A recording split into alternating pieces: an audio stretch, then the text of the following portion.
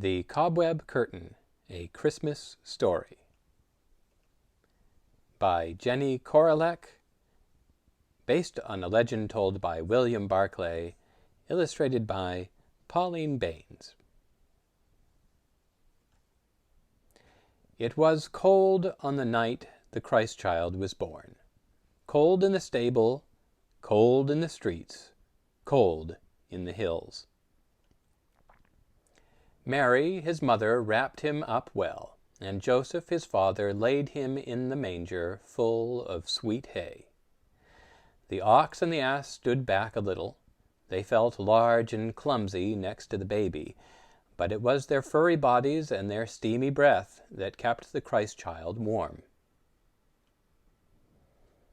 By the light of a great star, 3 shepherds came to see the Christ-child.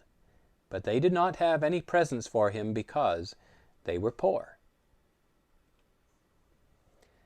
Led by the same great star, 3 wise men journeyed from far countries to see the Christ-child. They brought him gold, rare herbs, and perfumes. Not much use, thought the shepherds, to anyone on a cold winter's night. Then the shepherds left. Of course, they told everybody they met about the Christ-child. And, of course, more people came to the stable to look into the manger.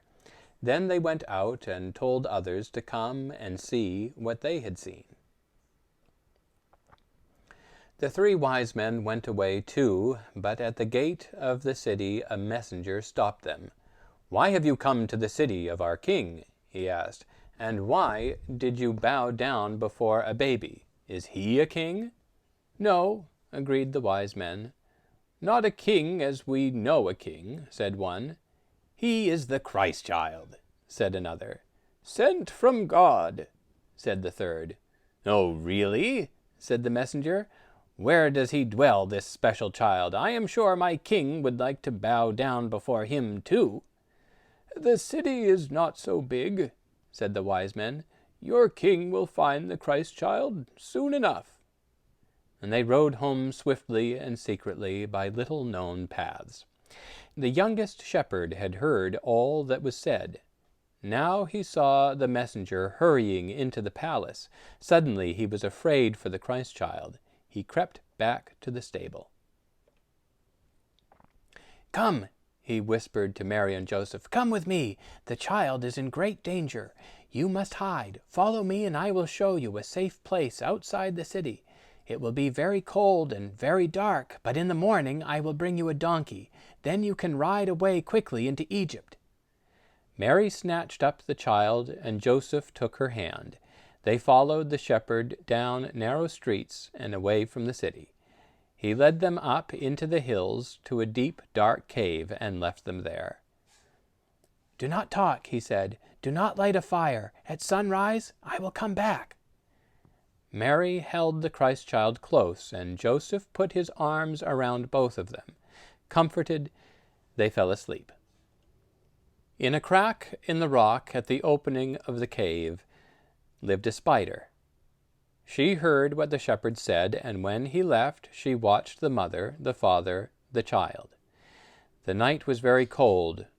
Frost was on the way, and perhaps snow too.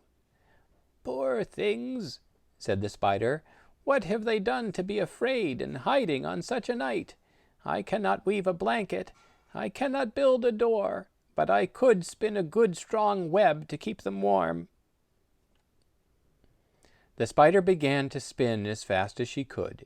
She spun and she spun until she spread a web right across the opening of the cave. Then the cruel frost came and froze the web so that it glittered in the cold moonlight. The spider hid in her crack in the rock. At dawn, the king's soldiers came clattering up the hillside. "What's the matter with our king?" grumbled one of them, "sending us out on a wild chase after some poor baby?" The spider trembled in the crack in the rock. The soldiers had stopped outside the cave. "That's not a poor baby," said one of the soldiers. "Our king thinks this child will grow up to be a king more powerful than he is." "Well, there's no one in there, that's for sure," said another soldier. How do you know without going in? Asked his companion, his voice heavy with sleep. Can't you see that great spider's web, all frosted and broken? Jeered the first soldier. It's perfect, frozen solid as a diamond. No one has been in there for many days. And they rode away to another hill, far off beyond the river. At sunrise the shepherd came back, leading a donkey. When he saw the soldier's footprints, he was afraid. Then he saw the spider's web, how it hung like a curtain across the opening of the cave.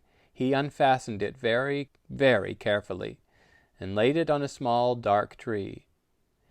"Oh, spider," he whispered, "wherever you are hiding, can you hear me? This web is precious, even more precious than gold or herbs or perfumes. With it you saved the Christ-child's life." "The Christ-child?" whispered the spider in the crack in the rock. "So he has come at last, and for that I am glad. But had I saved the life of any child, I would still be happy." The shepherd went into the cave and led Mary and Joseph out into the light. He gave them bread and milk.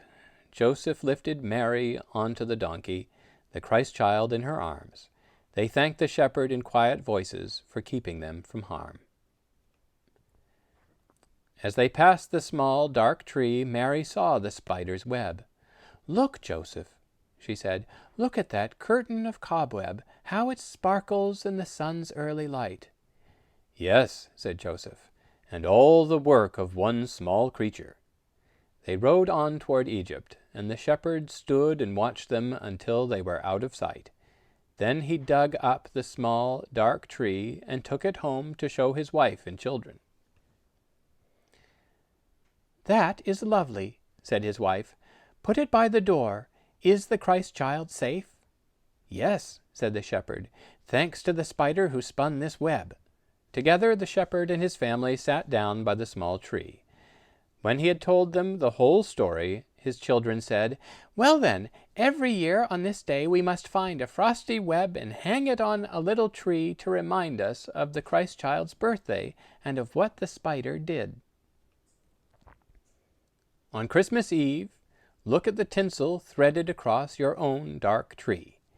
If you turn out the lights and half close your eyes, perhaps you will glimpse the web that on that night, long ago, saved the Christ-child's life. The end.